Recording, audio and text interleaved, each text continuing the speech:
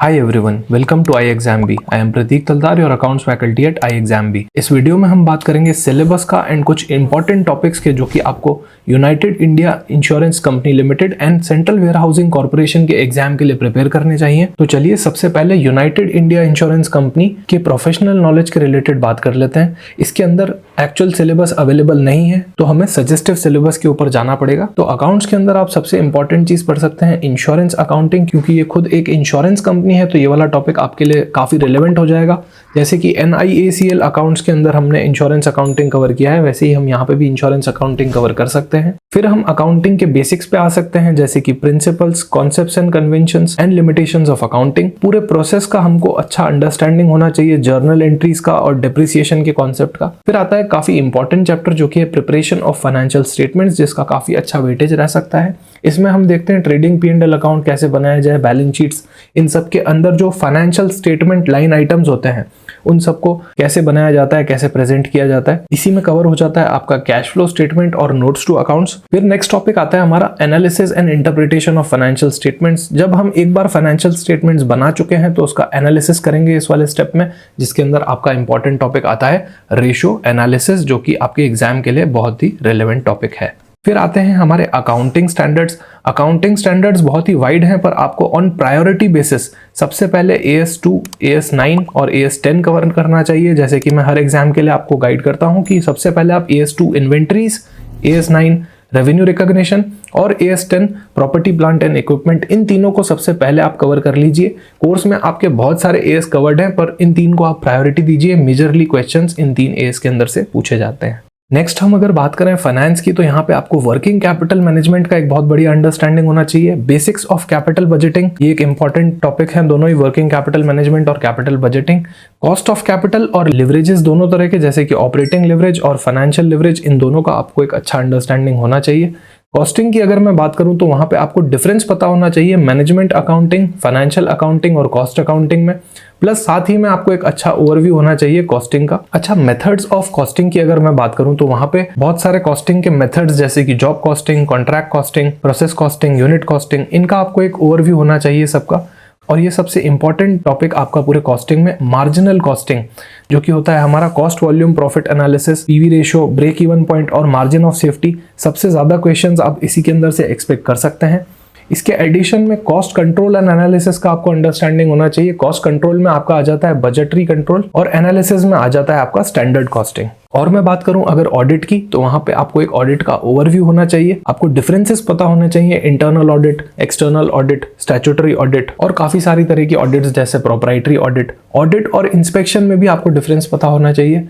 Planning से लेके conclusion तक आपको पूरी ऑडिट का एक अंडरस्टैंडिंग होना चाहिए कि आप प्लानिंग से लेके ऑडिट को कंक्लूड कैसे करते हैं, उसका प्रोग्राम भी कैसे बनाते हैं।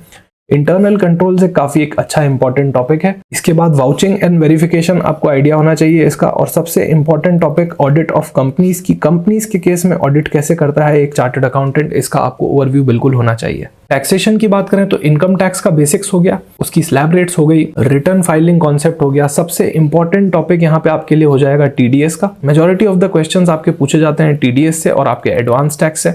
इसके बाद आपको GST का एक बेसिक आइडिया होना चाहिए, इनपुट टैक्स क्रेडिट से रिलेटेड, रजिस्ट्रेशन और रिटर्न प्रोविजन से रिलेटेड। ये था आपका यूनाइटेड इंश्योरेंस का सजेस्टिव सिलेबस। ये एक सजेस्टिव सिलेबस है, एक्सक्लूसिव सिलेबस नहीं है। टॉपिक्स इससे बाहर से भी आ सकते हैं, पर मेजॉरिटी ऑफ द चीजें मैं कहूंगा यहाँ पे 95% प्लस चीजें यहाँ पे कवर कर ली गई हैं जो आपके एग्जामिनेशन में एक्सपेक्टेड है।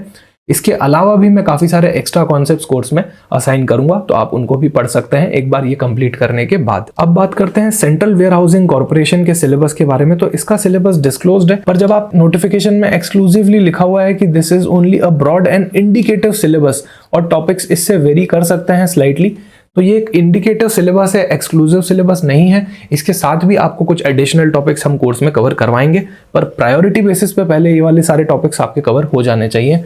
जैसे कि अगर मैं बात करूं फाइनेंशियल अकाउंटिंग की, तो इंड AS का आपको अंडरस्टैंडिंग होना चाहिए। जो मैंने आपको 3 AS बताए थे, AS2, AS9 एंड AS10, उन्हीं के रिस्पेक्टिव इंड AS का भी आपको एक बार अंडरस्टैंडिंग होना चाहिए। इसको बहुत डिटेल में आप कवर ना करें, क्योंकि इंड AS काफी डिटेल में बने हुए हैं।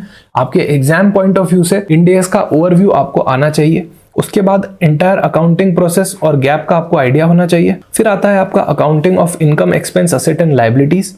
And preparation of bank reconciliation statements. तो बैंक रिकॉन्सिलेशन कैसे बनाया जाता है, उसका क्या कॉन्सेप्ट होता है, उसका एक बढ़िया आपको नॉलेज होना चाहिए। फिर रेक्टिफिकेशन ऑफ एंट्री पार्ट, पहले आपको सिखाया जाएगा कि जर्नल एंट्रीज कैसे बनती हैं और फिर उनका रेक्टिफिकेशन कैसे किया जाता है। And disclosure notes in annual accounts, मतलब नोट्स टू अकाउंट्स कैसे बनाए जाते हैं, फाइनेंशियल स्टेटमेंट्स कैसे बनाए जाते हैं। Then we are having cash flow statement, जो कि वापस फाइनेंशियल स्टेटमेंट्स का एक पार्ट होता है। Format of preparation of final accounts of the company, ये दोनों टॉपिक्स हम एक ही के अंदर कवर करते हैं, जो कि पूरे financial statement as a whole का पार्ट बनते हैं। फिर आपका बैंकिंग ऑपरेशंस की, बैंक के अंदर ट्रांजेक्शंस और अकाउंटिंग कैसे होती है, बैंक की बैलेंस शीट कैसे दिखती है, उसका कॉन्सेप्ट हो गया।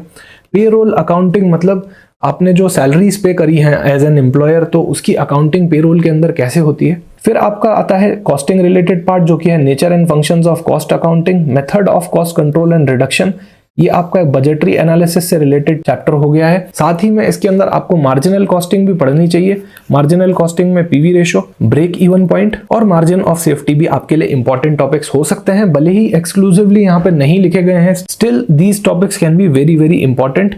टैक्सेशन की मैं बात करूं तो इनकम टैक्स का एक कॉन्सेप्ट आपको पता होना चाहिए, जो इंपॉर्टेंट प्रोविजंस हैं इनकम टैक्स एक्ट के अंदर, उसका आपको अंडरस्टैंडिंग होना चाहिए। प्लस जीएसटी के अंदर भी यही लिखा है कि जो सेलिएंट फीचर्स हैं और प्रोविजंस हैं उनका आपको अंडरस्टैंडिंग होना चाहिए। बहुत डिटेल में आपको इसके अंदर जाने की नीड नहीं है, जो इंपॉर्टेंट प्रोविजंस हैं उनका आपको अच्छा अंडरस्टैंडिंग होना चाहिए।